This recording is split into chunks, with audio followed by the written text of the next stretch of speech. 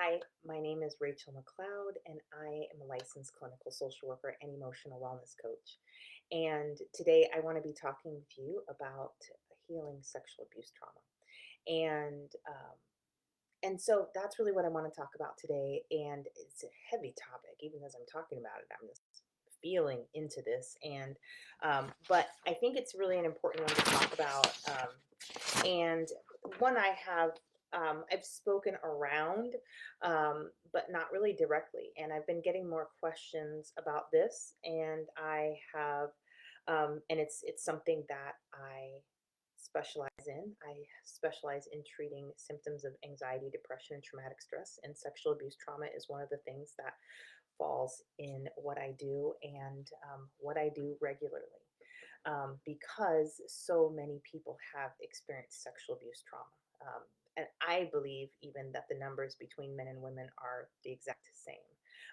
That might inflame lots of people, but that's just based on my experience doing this work and knowing the nature of abusers. And um, so and I've had a lot of experience working doing this with men and women, and I have a way of doing this, and it's been really wonderful, and really helping people get their lives back and really be able to do the things they want to do, be stronger than they have ever imagined, and have more intimacy. And I mean that at all levels, in friendships, in just like boundaries, right?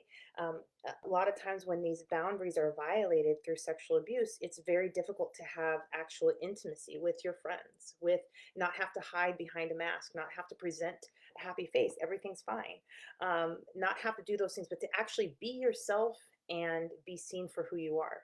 This is a huge deal, and as we heal from sexual abuse trauma, this is the stuff we start to see happening in the people around us. And so in us, in the people around us, and it's really, really, really, really powerful. And so, but I know, and I really wanted to do this because someone reached out to me about they felt like um, they wouldn't be able to hold it together, and um, to be able to do the trauma work. And there's somebody I know, and so they really couldn't work with me anyway. But you know, that's I want to talk about that too, and I want you to understand that I want to address that because I think that that's what many people feel, is that if I do this work, I will disintegrate. If I do this work, I will start crying and I will never stop crying. If I will break, and we have all these big feelings about it, and there's a really good reason for that. And that's actually really, really helpful information and the first place to start when you're doing healing work. And so, I encouraged her to tell her therapist that first. That's a great starting point to doing the healing work is, that's as far as I'm concerned, her survival system just said, hey, look, if we do this, we're not going to survive. If you ignore that, you have ignored the number one player in this whole healing thing. And if you don't make that one happy, there is no healing that's going to happen. And so so that is really the first way to start. That and that's anyway, I'm getting a little farther into this than I really wanted to. I'm going to come back to that because I'm going to talk about that a little bit more.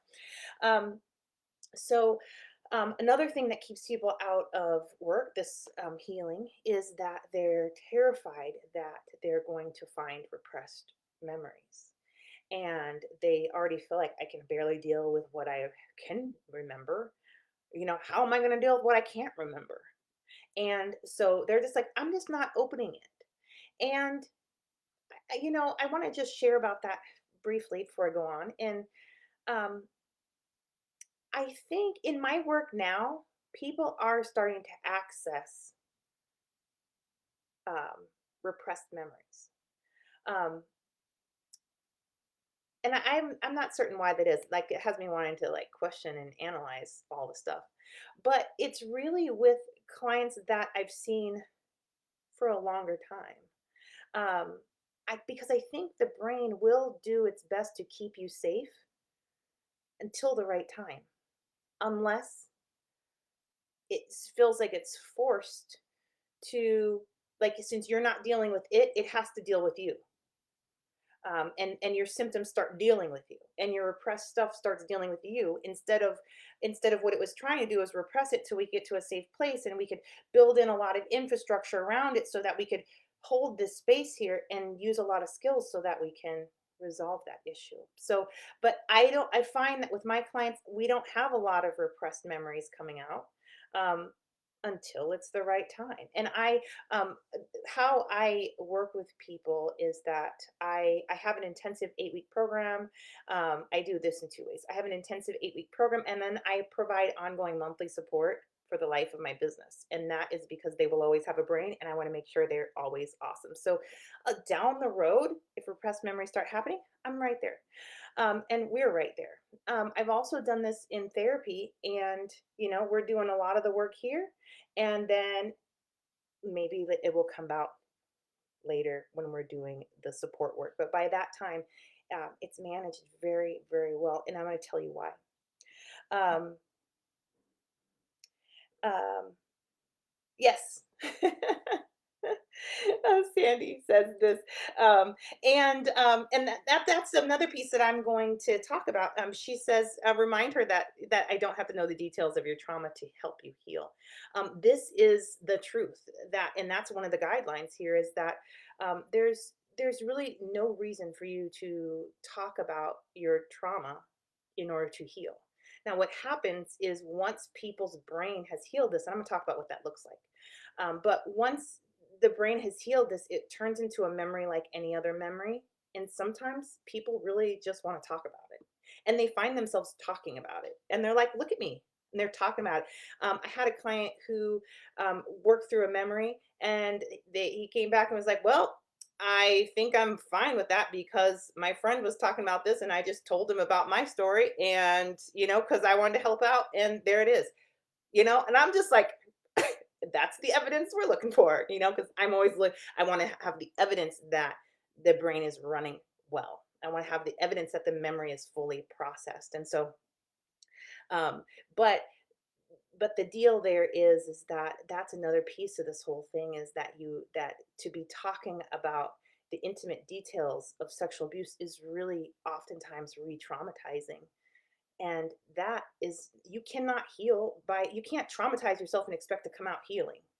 Okay. There are very few people that they're verbal processors, and they need to talk about their trauma in order to heal. Okay. So I got you.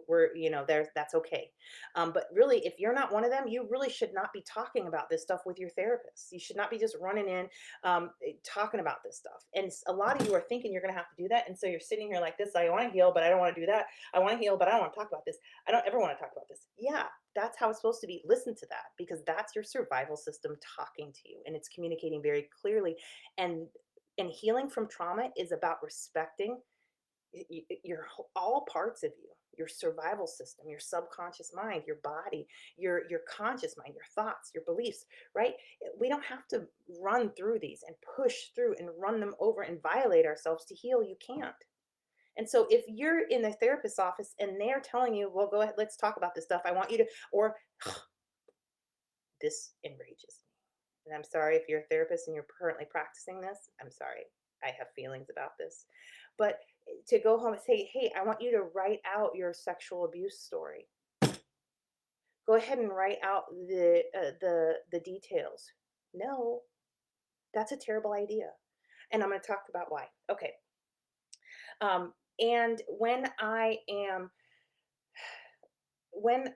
in this work, there's lots of things, right? What I want to know, the outcome of this work, is that I want to know, can you feel safe? Can you go out in the areas of your life where your life calls you to live, and can you be safe there? Or are there areas of your life that you feel terrified? Okay. Those areas of terrified are going on your customized map, because that's what I help people create that. In the beginning of our work together. And this is what we work from. I want to know, do you have to avoid things? what kind of things do you have to avoid? Do you have to avoid movies? Do you have to avoid people? Do you have to avoid people with particular characteristics like beards or bellies or um, tattoos? What are you avoiding? Are you avoiding confrontation? What are you avoiding? Um, I want to know what that is. Can you feel worthy? Where can you feel worthy? Where do you don't feel worthy? Where is that coming up? Can you relax? That's what I want to know. Can you relax? Yes, no. Where can you relax? Where can't you relax? I want to know all about it. Um, I want to know, can you think what you want to think, or is there a little person in your head like, oh no no no, don't think that. Okay, don't think that. Oh, hold up, don't go there. Don't think that thought. Is that happening, or can you let your mind flow freely? Um, and can you do what you want to do?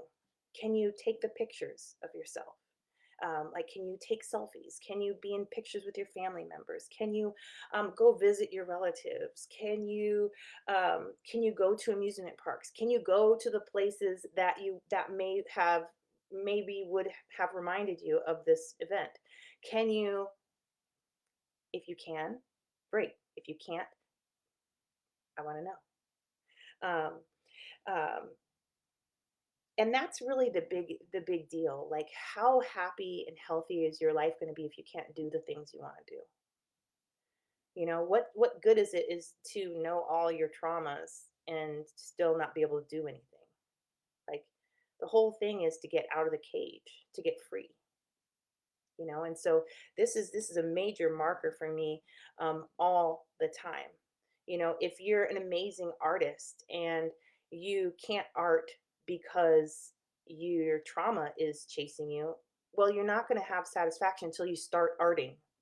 And if you're a musician and you can't musician because your trauma and you feel unworthy and you feel all this stuff that has the root cause of the sexual abuse, then we know that you're healing and that you're in a wonderful place when you can actually musician, right? And if you're a woman and you can't woman, then because of your sexual abuse, then we want you to be able to woman. And if you're a man and you've been sexually abused and you can't man, then we want to help you be able to man, right? And if you're a parent and you can't parent because of your sexual abuse trauma, we want you to be able to parent. That's the ultimate goal of this, is to be able to be who you are. And unfortunately, trauma like sexual abuse prevents people from being who they are and from being able to develop and to be able to grow and to be able to live the life that they've been imagining. And so that's what I want to know. And then, can you have intimacy at satisfying levels? That's really the other. That's my final checklist. Once we've. Oh wait, hold up. I have more. Um, so, and like I said, that intimacy is not necessarily sexual, but it also is sexual, and includes that. It includes the relationships, being able to be seen for who you are, being able to be seen in a classroom, being able to be seen in your job, being able to be seen in your friendships. Can you have friends?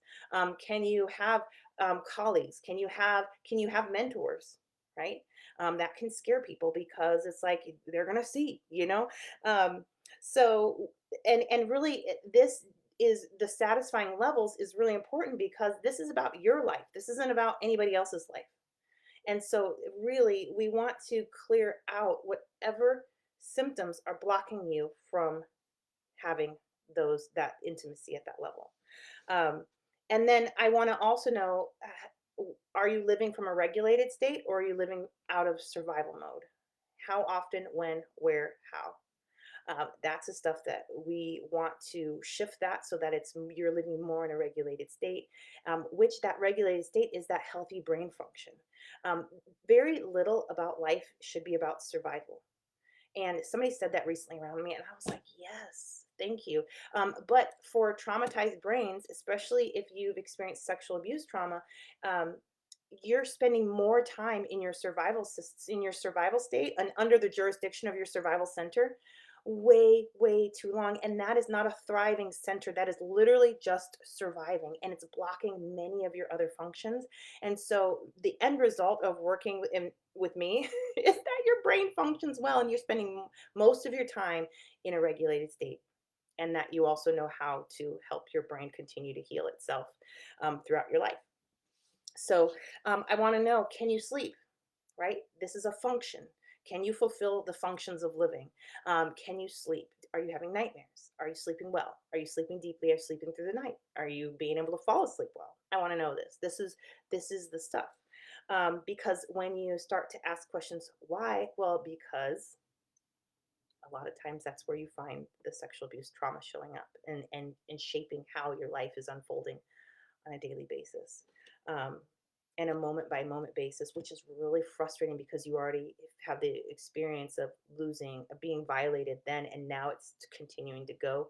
No, this is what we want to get back, and we want to really get the brain to resolve so that you have your freedom back and your power.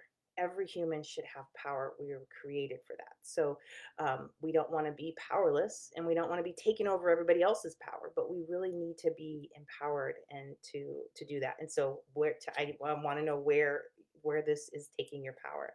Um, how are you coping? Do you need to cope? Um, if you're coping, you need to cope. Okay, so why? When? What are you noticing? Is it at night? Why? Is it because racing thoughts start? Are you having flashbacks? Right. This is what we're looking for in this. This is the checklist. This is my checklist. I don't have this written down. This is like off the off my head, not my TED. Let me make sure my brain's running here nicely.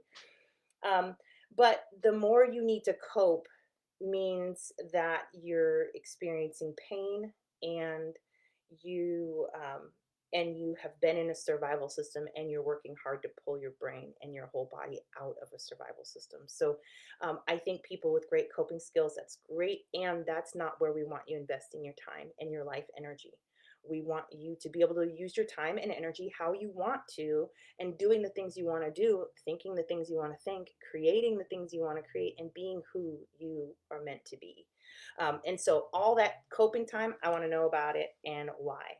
Um, and so, um, and so, so then I have, so this is what um, when I'm working from this, okay, I got my little sheets here. I am wanting to, I first am working with this at the survival system level. That's the very most important thing in this whole part of the process, because if your survival system will allow your brain to go through its healing process, your brain will do a phenomenal job.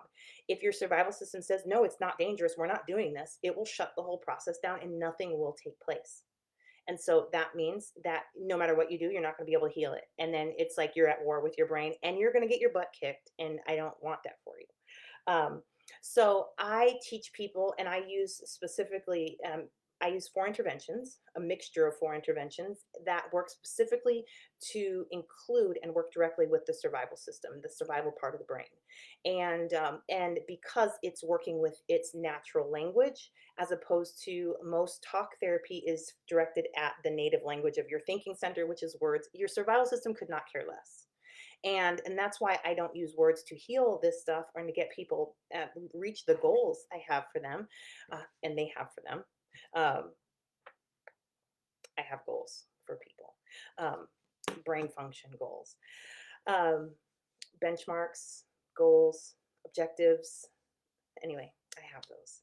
um, but um, and so once these interventions work well, to not only just work with the survival system, but it works to bring the whole brain together and to be on the same team to resolve issues. And that is so important because you're going to need all players. You need phenomenal teamwork, and your brain is good at this. It has a healing, it has a process to resolve these things, and it's really good. So you want to help them. And so the four interventions I teach people how to use are, I teach people how to use EMDR.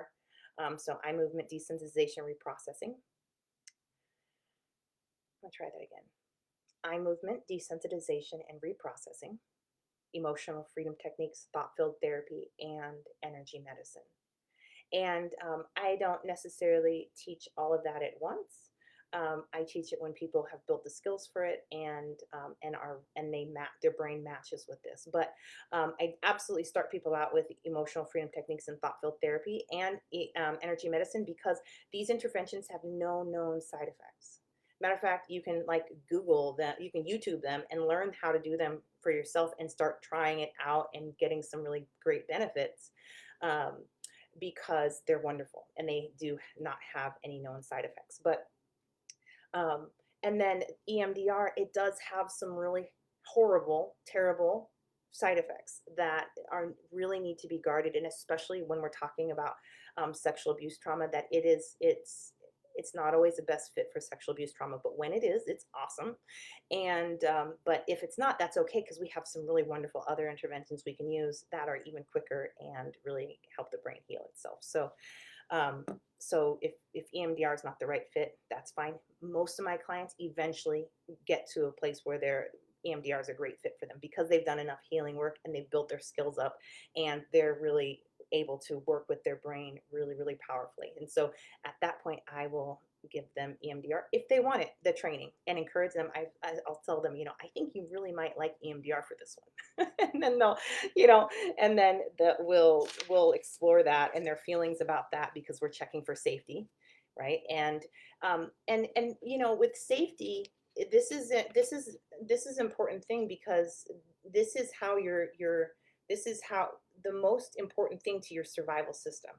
So and so it's so important for you to start hearing your body and your survival system, your subconscious mind, your body, and your thinking center hear the messages of safety or not safety.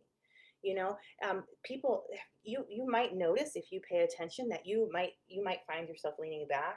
You might find yourself avoiding with your eyes. You might find yourself with the tightness in your chest. Um, there are so many ways to hear and receive the message that I'm not safe. And once you do that, once you can find it in any system, you can find it in every system in your body. And then you can use these interventions to you're really, you're reprocessing it. I really think EMDR has that word right. You're redoing the neural connections. You're breaking associations between an event and all the neurological responses, right? So if you remember a memory and you can feel it in your chest or your stomach or piercing pain in your side, and you're using the interventions on the memory and the piercing point over here at the same time, many times, sometimes separately, the piercing pain will go away. It detaches pain from an event or a thought, and it detaches the pain and it pulls that pain through the healing pathways where it will gather the information from it and release it. Brains are just they have the same kind of system that your digestive system has. They have, it goes to your stomach where you had the experience, then it goes into your small intestine where it starts to be picked apart and all the vitamins and minerals come out of it, and it goes into your large intestine where it's shot out and you're done with that. The brain is the same way. And so it has a stomach where holds all the stuff until it can be pulled through, and then all the vitamins and minerals are taken from it, and then it goes into something like the large intestine, which I don't know where that is in your brain anyway. And then that part of the brain releases it, you're done. But what happens is with trauma, it can really get stuck in the stomach part of the brain where it's just being held there. That's what causes PTSD symptoms from things like sexual abuse trauma. And so the whole work there is to get it out of the stomach through the brain's healing pathways. And a lot of times we have to break it down into small pieces so it can get through because it's so painful. And so a lot of times what I do and how I do this so that people don't have to retell things, but they can really get the healing benefit is I will stay at the survival level to use the interventions there and to really work through that piece. And that piece will Because when we're talking about the survival system, we're talking about resistance, we're talking about defense strategies, we're talking about your nervous system. Like a lot of people can feel all sorts of, and everybody that I work with can do this. So I would imagine you can do this as well if you tune in. But you can feel the energy moving. You can feel your nervous system lighting up. A lot of times, like feeling that jittery anxiousness or feeling like things are going numb or tingly, all that stuff. Those are neurological issues, right? And so we can use these interventions and just stay at neurological level. Wording people, excuse me, can get those sensations to stop and to clear out, so that you can think the thoughts without having that same reaction. And that can go very deep. And the next thing you know, you feel like you're looking around at stuff you couldn't touch before because it was had that zingy neurological feeling. And now you can grab a hold of it and you can help start to pull it through the healing pathways, right? And so I like to do a sweep through on the nervous system level. And so when people are saying things like, I don't know if I can hold it together, that's loaded with that kind of information. We can use an intervention just right there. And then why? Okay, because I'm going to fall apart. I'm going to be a mess. I'm not going to be able to. I've done this once before, right? We're talking about kind of flashbacks there and past memories of trauma, trauma about trauma. Absolutely. Sometimes we need to work on those first before we can actually go to the actual memory. And so, and what else I can't hold it together because I don't have any family in town. I don't feel like I have the right supports, right? And so we can work on this, pull all that through your brain's healing pathways, and then your brain starts to make up like a new strategy for you that says, well, I think we actually could do this because we have this support, and it will start solving your problems for you and line you up to be like, oh, I think I could do that. Okay, if that were to happen, I would do this, right? And that's what your brain is supposed to be doing for you. Always. And so if it's not helping you solve your problems and do the things you want to do and feel the ways you want to feel, there is a problem and we need to help your brain. And so anywhere we feel that resistance, we're going to use these interventions. And as we get through that sick feeling in your stomach, I did this today with somebody. We were talking about her art and selling it at a higher level. And she just started like nervous giggling. She had a somatic sensation in her body and she was horrified. And she's like, I just want to hide. And so anyway, she's hiding behind her thing. We do an intervention. And then, and we used the intervention a couple times. And then she's like, I'm kind of excited about this. Gone, totally changed because now her brain, the wheels are moving, right? The wheels are moving. And so that doesn't have to do with sexual abuse, but that does have to do with sexual abuse. That is actually the things that happen. For instance, if we're taking, one of the things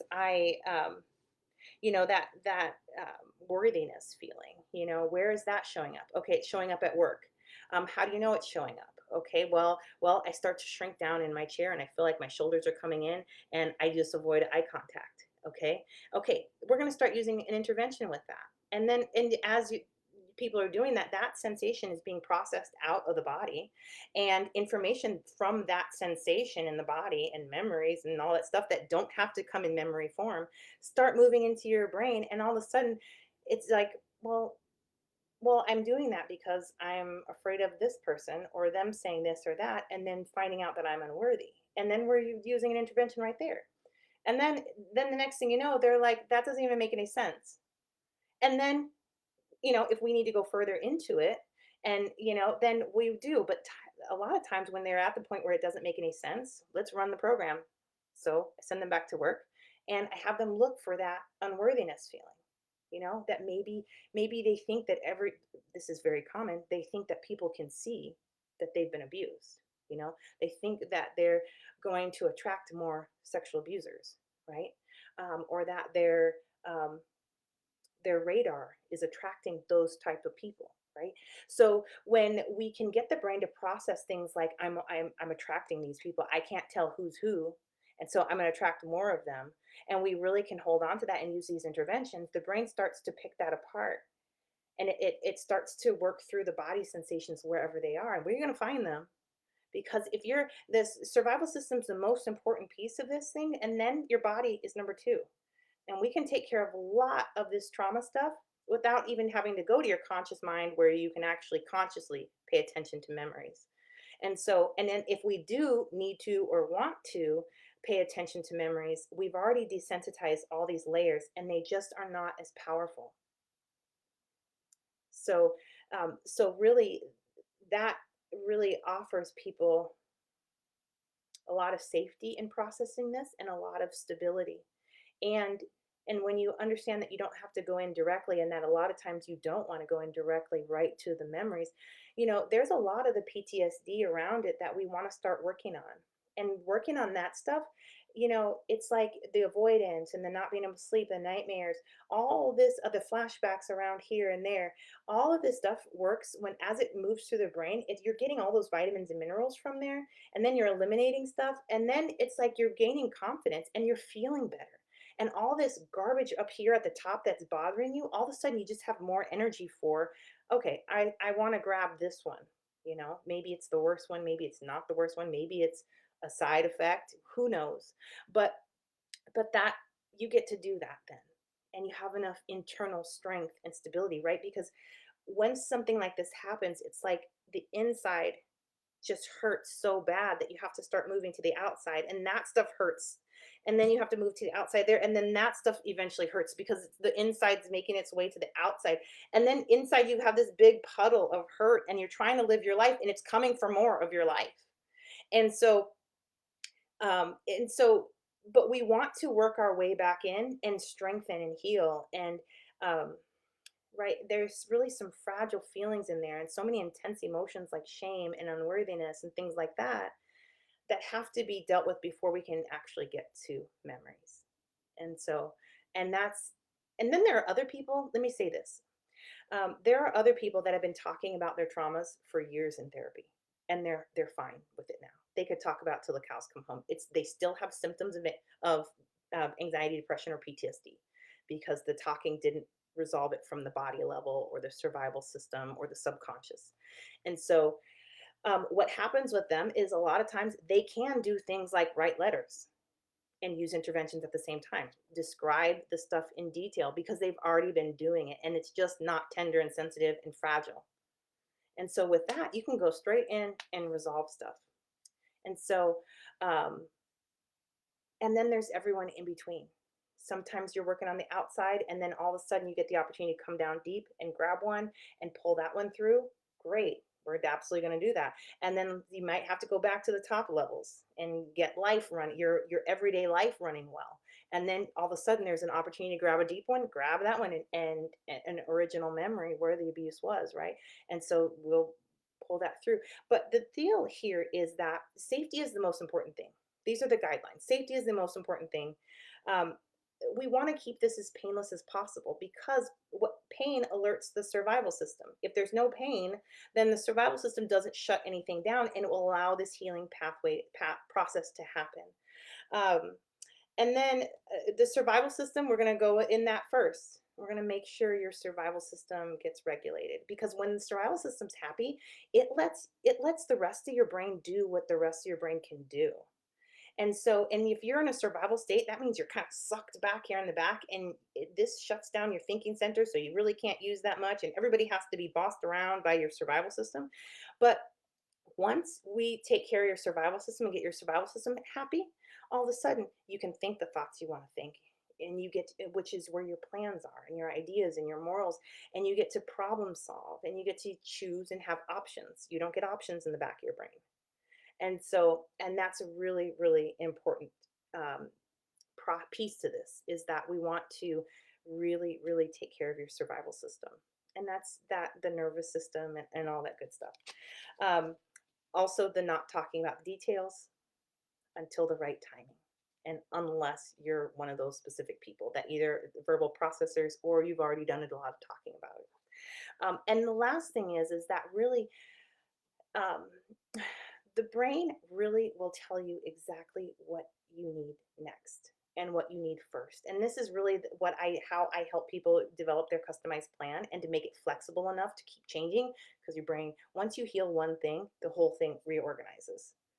And then you do another one and the whole thing reorganizes, right? And you keep doing this and just all this reorganization happens, and you just are you're you are creating a new way of being in the world that is more authentic and updated to who you actually are. And so, and in that, with sexual abuse trauma, everyone has different needs in there, different things they need for security, different things they need for worthiness. They need things at different times, right? And so the brain always tells you this. And you're talking about this stuff all the time. And you just don't know you're talking about it because you haven't learned that you're talking about it. I probably today you already talked about your starting point and where to do this work. It's just that people, and that's one of the pieces that I teach people, is to listen to themselves and hear themselves and to recognize it and what that means and how to work with it and how to help your brain to heal itself. But you'll always be hearing what you need next. Um, and so that's really one of the most important things, is to really follow the brain in that way. And so those are the steps that I have seen that consistently help people heal with their sexual abuse trauma, consistently, and to really reach their goals and to reach higher and higher levels of life satisfaction and joy, and really just um, also just like make their lives like abuser proof. And I think that that's one of the things that's really amazing about why it's so important, because these types of traumas are, they're like, they get in your system, and if they don't heal, like a cold, right? We have this a cold that comes in. Our immune system, our whole system works on it. They finally figure out how to resolve it. They resolve it, and the next thing you know, they're like immune, right? And they've built natural immunity so that if that cold happens again, they're on top of it. They're going to do better, or they're going to just not get sick at all. And when we have things like sexual abuse trauma, I believe one of the reasons why it's so prevalent is because we have not been able to heal our brains on this level. We have not been able to heal our lives from trauma, that we haven't gotten through the resolution piece where our whole mind and body becomes immune, builds that natural immunity. Either they're going to do your if you encounter somebody like this again, an abuser like this again, you're going to do better, or it's just these people don't even come on your radar because the things abusers need, you just like reek of, don't come even deal with me.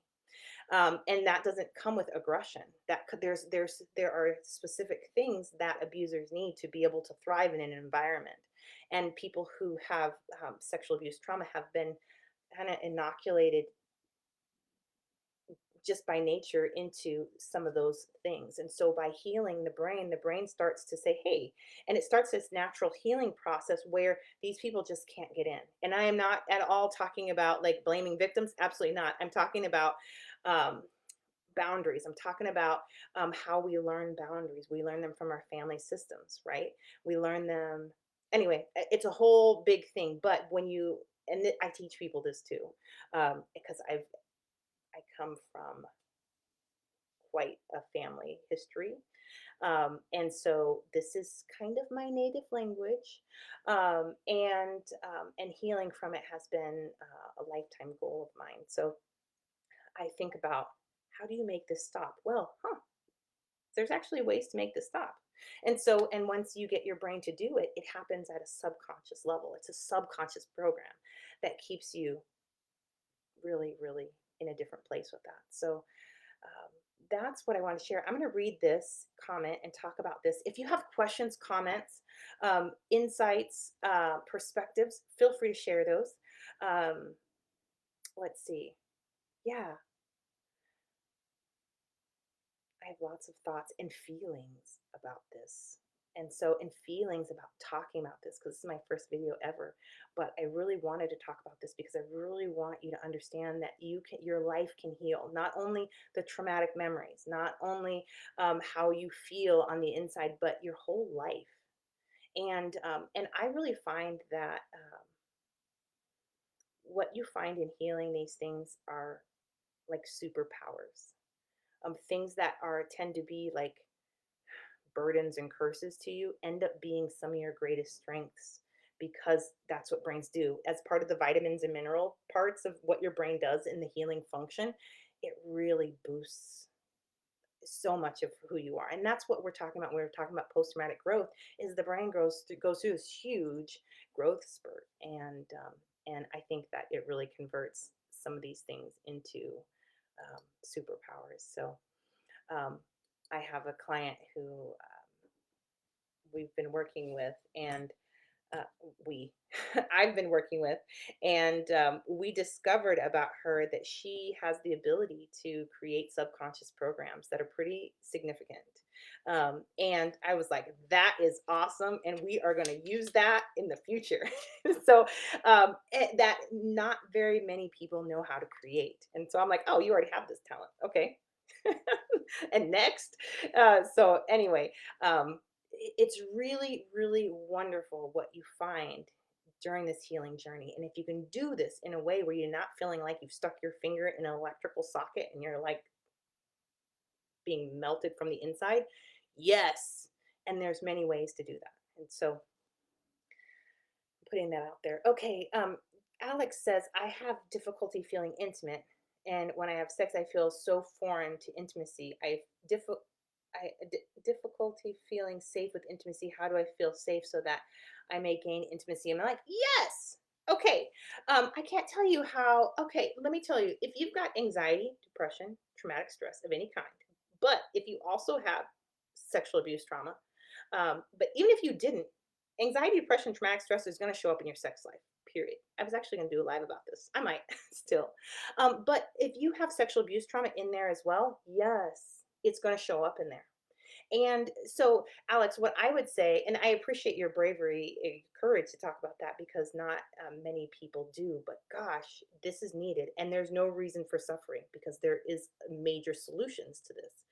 Um, I would say that, if you were to track that difficulty feeling intimate and you were to, how do you know that you have difficulty feeling intimate? And that question is really for how is your body sending you that message? And so I would start there, and I would track that from your nervous system, just like I talked about. And as you're doing that, you can really start asking some questions to get your subconscious mind to start telling you things about. It'll tell you stories or some images or some what ifs, and you can use these interventions on these things. And as you're doing that, it'll change and work through and resolve. When we're talking about working with the nervous system, this is not a cognitive process. It does not have to go through all of the thinking, sorting, writing, journaling. It doesn't need that to process and to heal itself. And this is fast. So when you can find and identify and really target a specific feeling or information from your nervous system of how you have difficulty feeling intimate. When you can grab that and identify it, you can use an intervention on it, and your brain will process this and it'll deliver you information through your conscious mind very quickly. But even if it doesn't, if you don't get cognitive ideas there, once that whatever your brain told you that you grabbed, once you process this with an intervention, it just doesn't show up anymore. It stops showing up. So then you're going to feel back into this difficulty. How do you know that you have difficulty feeling intimate? This is what happens 1,000% of the time is that somebody will tell me the next thing. It was like they didn't even tell me that one before. And then the next thing, oh, because this happens, and maybe it's tightness in the chest, or maybe it's the next one, or maybe like tension in the shoulders, or maybe the feeling like I want to huddle up. When you can grab that and you can pay attention to this feeling right here and use an intervention, that will soon be eliminated from this issue. And the next thing you know, I'm going to ask you again, how do you know you're having difficulty feeling intimate? And then you would look around and you'd say, well, because of this. And we would grab that, use an intervention. And pretty soon I would have you say, how do you know? And that won't be in there either. And pretty soon I'll ask you that question again.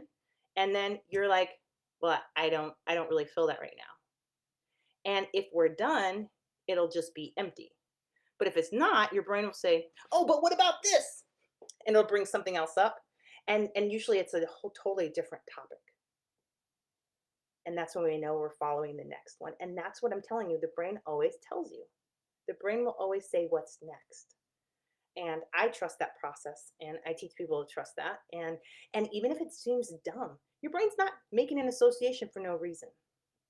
It just doesn't do that. There's always a reason. And so I would follow in with that because, right, the deal is that when you have sexual abuse, and you're in moments in the present, you don't know what's what.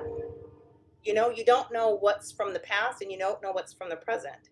And so some of this stuff is just really about, if you follow the symptoms in your body, you can resolve and clear those out, or you can use things that will body sensate. Like there's techniques you can use for the body to help you bring up the memory, the exact memory. And so you can do that as well. So, and you can work through that in many um, creative ways, because sometimes, even if memories are coming up and you're still not ready, you still want to keep that somewhere where it's not going to harm you, and really work on it when you're ready, or in the way that you can. And I find that there's frequently always a way that you can. I find that always to be the truth. There's always a way that you can deal with it. It's just that you might need to be creative, right?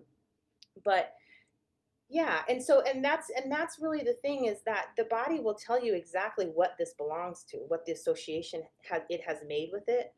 Um, if you're all of a sudden in a panic attack, well, how do you know you were in a panic attack, right? It started my neck, or whatever it started, or what triggered it. Whatever that is, we start using the interventions right there. And so that is moved through the brain, and it doesn't happen anymore. And then when we keep pulling the different threads up and keep using interventions, we can really clean up that whole thing. So I'm going to do this again because I feel like I'm practicing on you guys with communicating this. This is not how I do it in therapy. But so forgive me for that. But so let's say I want to, okay, let's say you are you're being intimate with somebody, and you're like planning a romantic thing, or you're minutes away, and they lean over and whisper something in your ear, right? And all of a sudden your body starts freaking out. Well, you, in the moment, if you don't have tools for this or skills for this, you are just going to come tell me about this, and I'm going to help you work through that. But if you have skills for this, and you will catch it right in the moment, and you will start following it through your body, and you will start using an intervention right there and say, "I'm sorry, partner. Let me help my body." And perhaps it was in your ear and it started running down, and then it started in your heart right there. We're just tracking all of that stuff through the body, and we're clearing it, because once the ear is done, it says, "Well, what about this?" And then you're using an intervention here, and then your stomach starts to hurt over here on the left side, and we're using intervention for that, and we're just going to follow it all the way through. And if we really want extra points, which don't do this, you can have them whisper in your ear again and see if the same thing happens, right? Don't do that just unsupervised. Get some help, because you don't want to go 2 panic attacks at a time. But seriously, that's the deal. Is that once it gets through your nervous system, it's like the memory is stored in the body. Once it gets through, it stops happening. I did this with somebody, and they said that when their partner touched their neck, they went straight into a panic attack. So I'm like, okay. So we worked on that neck sensation, and they called me up later, and they were like, "No panic attack. How about that?" I was like, "Of course, yeah." That's how it's supposed to be. Anyway, but those are the kind of things that you want to clear out, because you'll start to notice patterns. You start to know, okay, when this happens, my body does that. When this happens, my body does that. When this happens, and so you can really start to tune in, use these interventions when you need them, how you need them, and clear these things out so that they stop happening.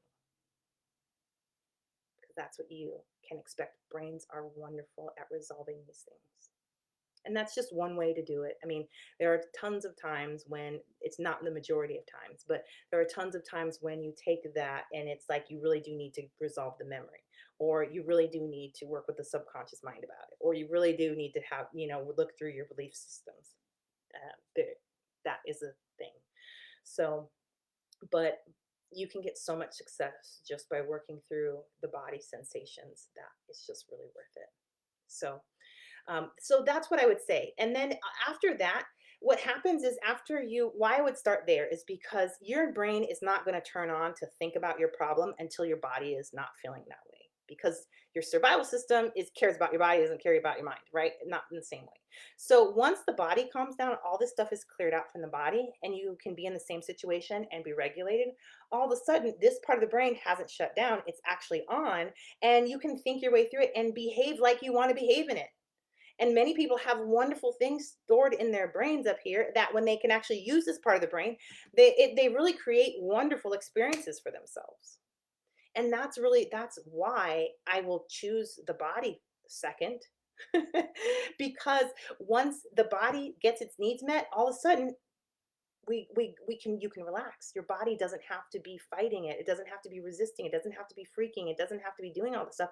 And the next thing you know, you're in there and you can live how you want to live. You can think how you want to think. You can sleep how you want to sleep. You can be intimate how you want to be intimate and really have a great time. And and that's what I find. And then a lot of times, after the body level is cleared, the rest of the stuff will take care of itself. And you want to see, and why I start with these two is because when these two organize, when these two are resolved, a lot of this stuff starts moving and shifting and reorganizing. And then you get to this level, and this stuff keeps going, keeps reorganizing. And sometimes this one will have something to say, so you want to do a little bit more survival work, and then you keep going. And so, but by the time, and then you're going to get to the subconscious mind. And when you do the subconscious mind, it's really just got this the conscious level left. And by the time you get there, there's just so much little work to do because the brain was able to do so much work already before we got there. So,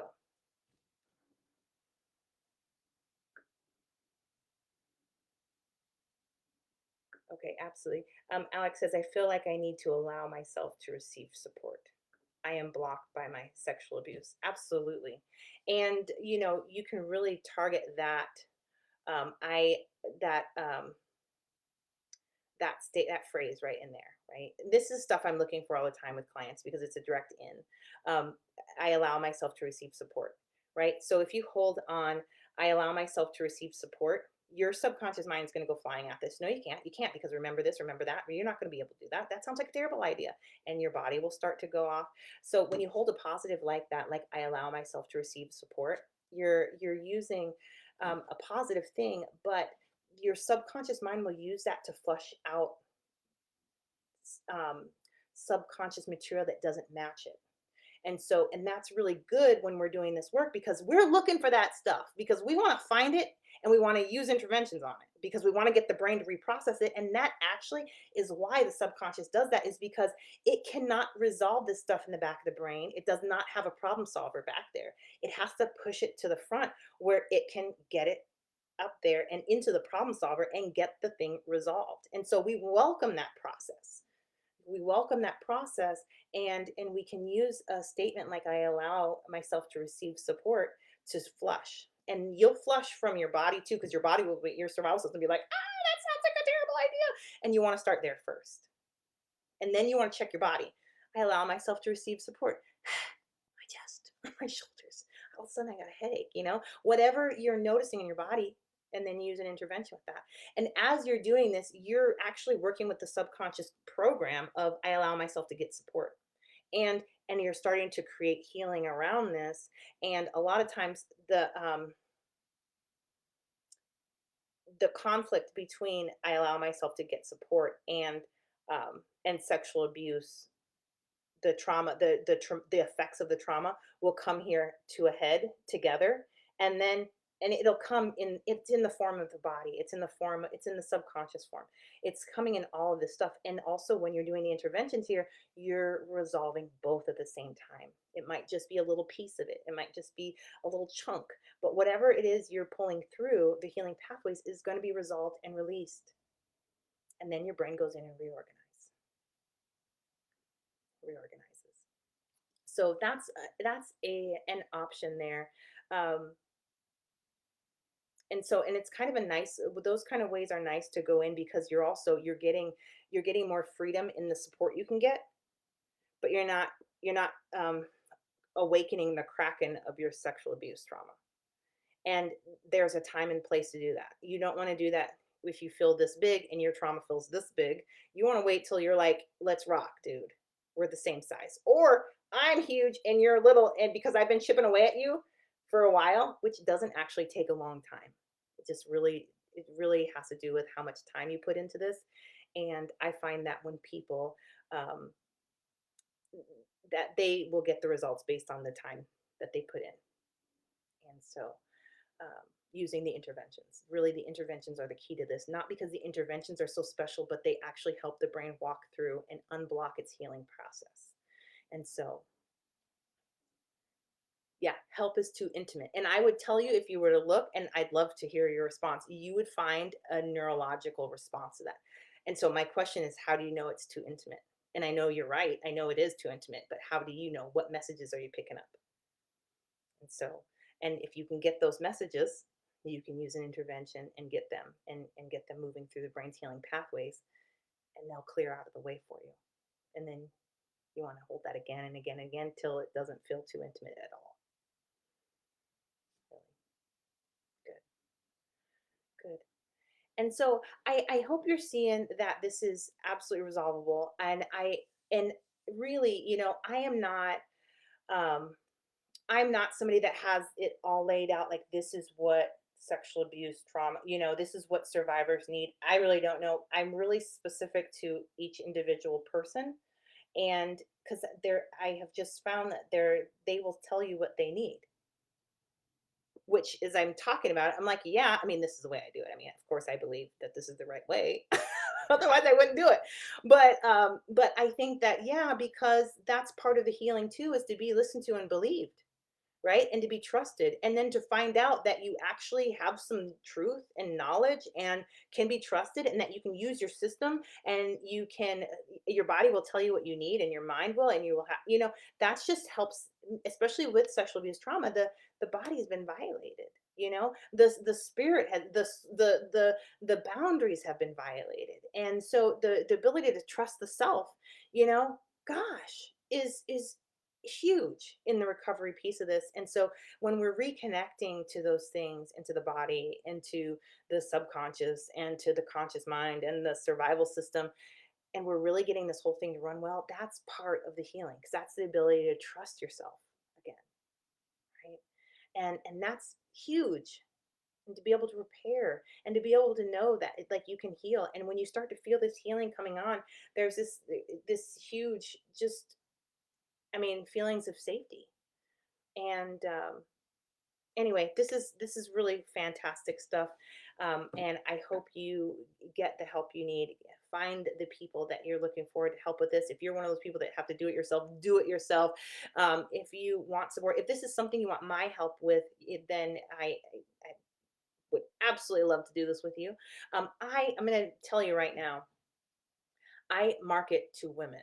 You know that. Because marketing is not my thing. I am this, right?